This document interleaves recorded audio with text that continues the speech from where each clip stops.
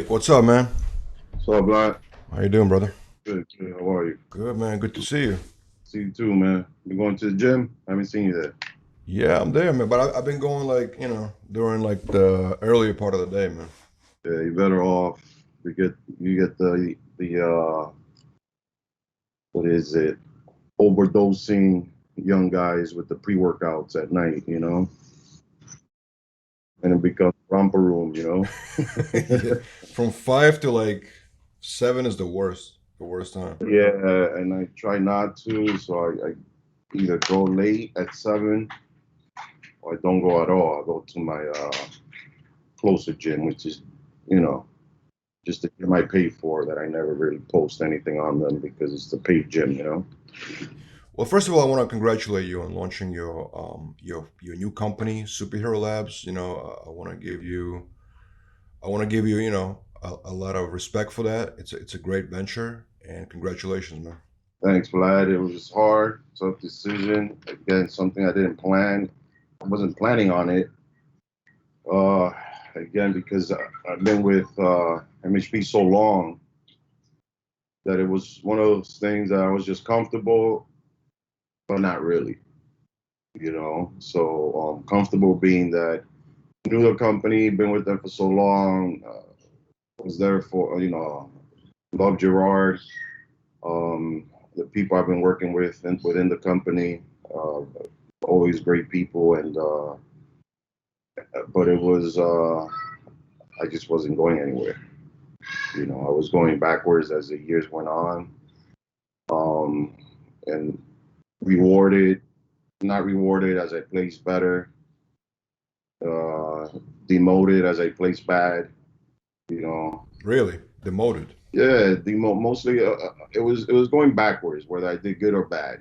Well, you were extremely loyal to that company. I mean, you and Hidetada is like super loyal to Gaspari, and you were like to MHP. I mean, you guys are the only guys that I know that stay with a company like through like the good and the bad, and you know what I mean, like through so many years. It's amazing. Yeah, and again, it was more, you didn't want to just start with somebody else for a little bit of money or anything like that. But, when it's a company that you're with and it's a career that, I never considered it a job. It's a career for me because of bodybuilding. And I just, again, I didn't expect it. I didn't expect it. Is it, so it was on me to call the bluff, call the move, after. And I had the conversation with Gerard, which again I can repeat this story many times. There's nothing to hide.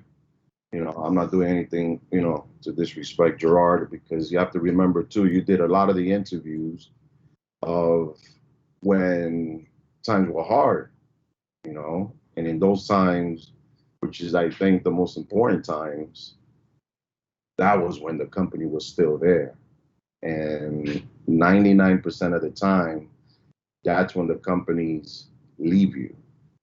And Gerard didn't do that, and MHP didn't do that. So for that, it's right now that's you can't compare them to any company that would do this. Most companies, on a drop of a dime, even on a bad comment on social media, they'll try to make an excuse to just drop you. MHP stuck by me. They stuck by me strong, hard, and for that, I cannot say they didn't do much for me. They did a lot. But moving on forward, we get older, we get families. Uh, Things aren't getting cheaper. Kids are getting more expensive. Kids are getting older. It's like right now, my fans are asking me, "Are you going to compete again?" For me, it's like, why? It's why? Just give me three reasons why, and they can't even give me the reasons. And well, they asked me then why you won't compete. I said, well, I've taken enough time away from my kids. This is bodybuilding is not the NBA, NFL, and Major League Baseball, MLB. So it's different. All those companies. I have friends who play for the Yankees, and They haven't worked for years, but the Yankees still continue to take care of them. You know, it's bodybuilding you're talking about. You know, I think they're asking you also is because you look like you look like a still in pro bodybuilding shape. You know what I'm saying? Like that's I feel like you able to maintain that very well. they asked me that, which is good. It is flattering. I'm not gonna lie, you know, because but at the same time, you know, this is my business. This is what I do, Vlad. This is what I've been doing for the last 26 years, I believe. And why all of a sudden I'm not competing and I'm not working for one of the best companies in the industry? Why should I now stop, you know, from being a freight train running 200 miles an hour and just all of a sudden stop and not take care of myself? You know, my physique is my business. So for me to start my own company or work with a new company and do anything within the industry, being in shape is one of those things that you have to kind of continue doing because you have to stand by your product. You have to stand by, you have to use it, you know? And a lot of people are asking me, Victor, show videos you using it. I use it. I go to the gym. So my wife is the one now that's like, no, I want to record you using it because I don't do the whole selfie. I never. Yeah, I'm not a selfie guy and all that. I don't. You know, unless somebody's filming me or takes the time to record me, then they'll catch me. You know. But that's what the fans want to see more of. The consumers. Which I'll be doing more of. So I have to practice what I preach. How am I going to just bring out a product, you know, and let myself go and then say, you know, this is great, this will get you in shape, and you're falling apart? They're going to look at me like, well, Right. not with you, That'd man. be You're looking strange. like, Yeah, yeah. oh, yeah, yeah. So talk about SuperHero Labz. First of all, the name right away stood out to me. You know what I mean? And I remember talking to you like years ago when we first met. You obviously told me how superheroes, got you initially interested in bodybuilding, like the physiques. You know what I mean? Was that the reason why you call it SuperHero Labs? It was one of the things, actually, my friend Jeff liked it because that's one of he heard, actually, your interview. And he said, man, I want to start this company, Superheroes. And I said, this is great, you know. And then he wanted to think of characters and things and to draw, kind of like what Kai does with his comic books, where he created his own characters. And I said, well, those are, you know, not real characters, you know. And with superheroes, we have to make the mother, the father, the son that goes to school, the single mom, single dad that works out, takes care of themselves, has a job, and still has time to go to the gym. I think they are the real superheroes in this. Right. So we don't need characters. We need real people to be the real superheroes. And that's where that got scratched off. And he just went on with the whole idea. And then I'm helping him kind of choose what to have or not to carry. And this is just, again, me helping a friend out with his brand that he's doing all by himself with the help of another colleague that invested in the company. And they just, in the end, when I was just kind of not knowing what I was doing and where I was going, they said, well, if MHP is not, you know, going to up you on anything, I mean, just come with us. But no, it's going to be times of, you know, the hard times, you know, because you're starting a new company. And right. And I even asked Gerard how he started his company before I even decided, because I knew it's not going to just be overnight you making money. It's going to be times of no sales, no, you know, people, it won't catch on. People like what's in. They like what's in style. They like what's moving. Right now, our products are not just anything made in a basement. It's products used by most of the top companies. You know, the raw materials. We make our products. None of it is. We're not cutting corners on anything. That's why it's taking a while. Now we have to build up our social media platform. We're building up our ambassadors. They're signing up daily. We have a big support from Colombia, hopefully Dominican Republic, which usually is not the first to really jump, even though I am from there. They're usually not the first to kind of just jump in. It's always been Colombia or some other country. And but I hope they follow up. You know, they follow suit with supporting the brand. And right now, I'm doing the your typical going gym to gym or store to store that is willing to carry it. You know, people that I've been to their stores that have supplement stores. They said we'll carry in the beginning, but nobody's words mean much these days. I come to realize, you know.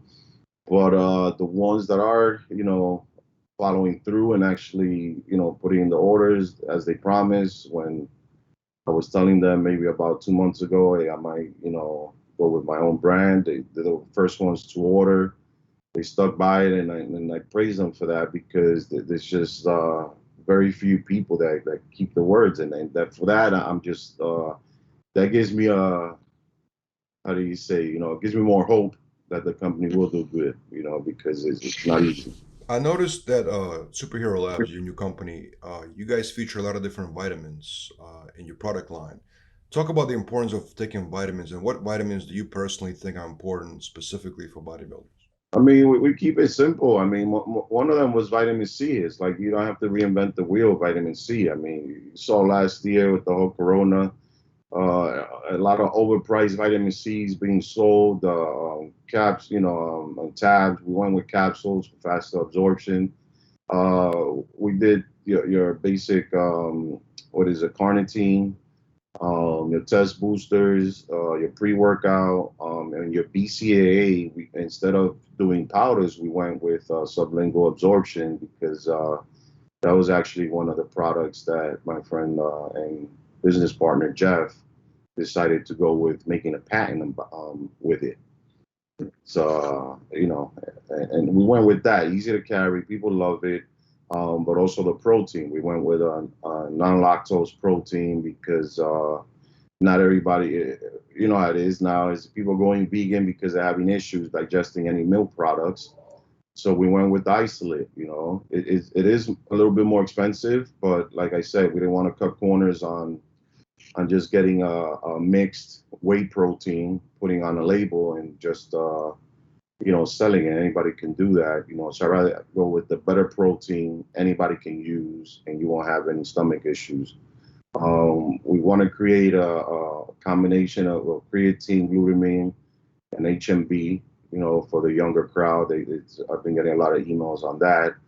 So we have to create that, and then one of my biggest things I want to do, because Superhero Labz right now, our age group is usually between 16 and about, you know, late 20s, you know, and we're looking at creating what they want. So we're asking them what they want, and I know they like the creatines, they like the glutamines, and they like the pre-workouts, and also the carbohydrate drink, the post-workout. So that's what we're working on next, you know. I was talking to a guy, he owns a really huge manufacturing facility for supplements in New Jersey, and he was telling me that in during 2020, a lot of the ingredients, key ingredients, went up in price because they're Yes. manufactured. A lot of them getting manufactured in China, they're being shipped to U.S.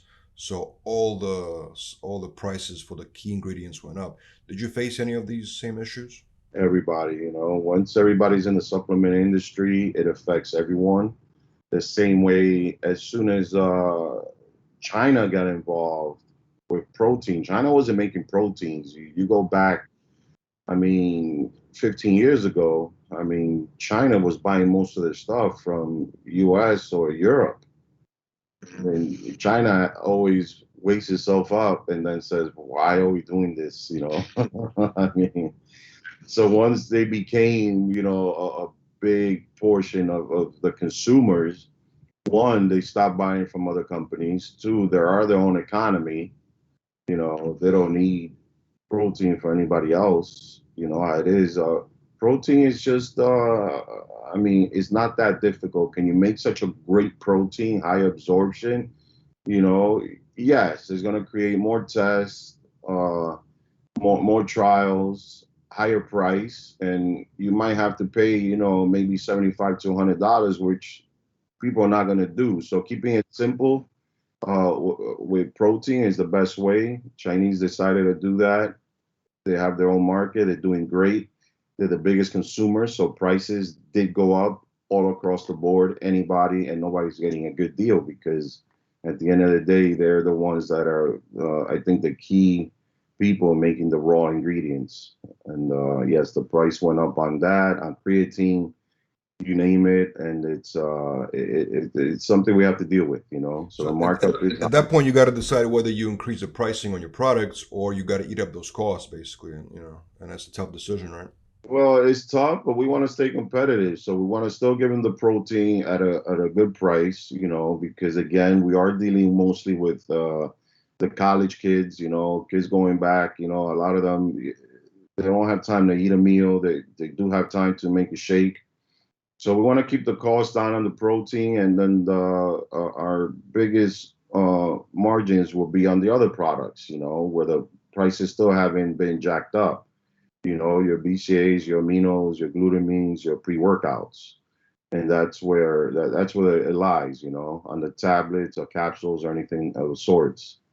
So that's where we focused on making our key margins, you know. Another big issue that a lot of companies face once the brand becomes more popular in the US is basically other people in other countries start knocking off the products in Russia, Middle East, anywhere really. You know what I'm saying? And then is little you can do because what are you gonna?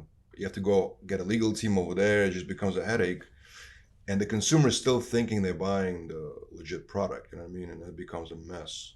I mean, a lot of countries are becoming, and you know, I mean, I hate bringing up countries. I don't like talking negative about any country, but it's just the facts are that China was the number one of, you know, making false products of any brand.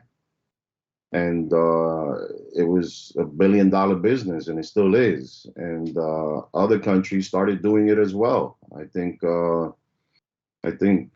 really, I mean, Mexico does it, Brazil does it. I mean, Well, it's not so much the countries, the people inside the country that start, to the do it yeah, basically. yeah, the people, yeah, you know, just to name, you know, without saying the country, actually, the government, because it's the people that have the money within the country that know they can get away with it because there is no strict rules or regulations, you know, protecting your brand. You know, as you know, I'm not going to discuss it, but obviously with the brand I was with prior, you know, they got hijacked. They got hijacked, and when you go to these countries from here, America, and you're going and saying, "Hey, I created this brand," but somebody in your country is copying it, making it, but they're making $1 million, $2 million. Guess what? They're gonna It's say, "What are flattering, but they?" then it's not flattering. Yeah, yeah, Yeah, and they're yeah. keeping the money here in my own country. Listen, they're not gonna do jack about it, and it's a fact, and it does happen. And I don't know. I mean, people say being copied, you should be flattered, you know, but it does hurt you. It hurts your company. I think you onto something really big with the superhero labs. You know what I'm saying? Obviously, you being the face of it, and the branding itself is very catchy. I feel like you have a lot of opportunities.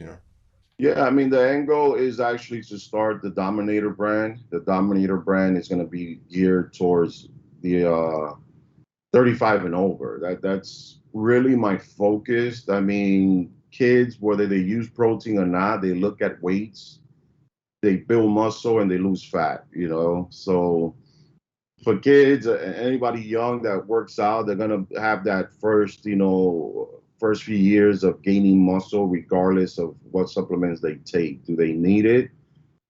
I trained the first 6 years of my life without using a single supplement, and I got big.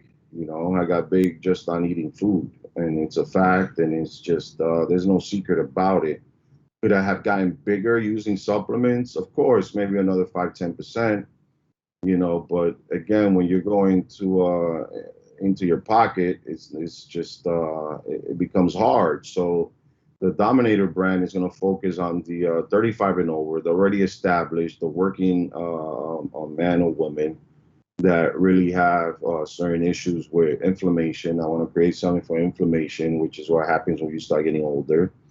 organ protections, liver, colon, heart, you name it. And that's what I want to do. That's going to be the real brand that I'm going to be part of and growing, because that falls into where I am. I'm 48 years old, and I want to take care of those athletes that are still working out in the 40s, 50s, and 60s. And I want to know there's a brand for them. So it's not just going to be, Mega Man or anything like that.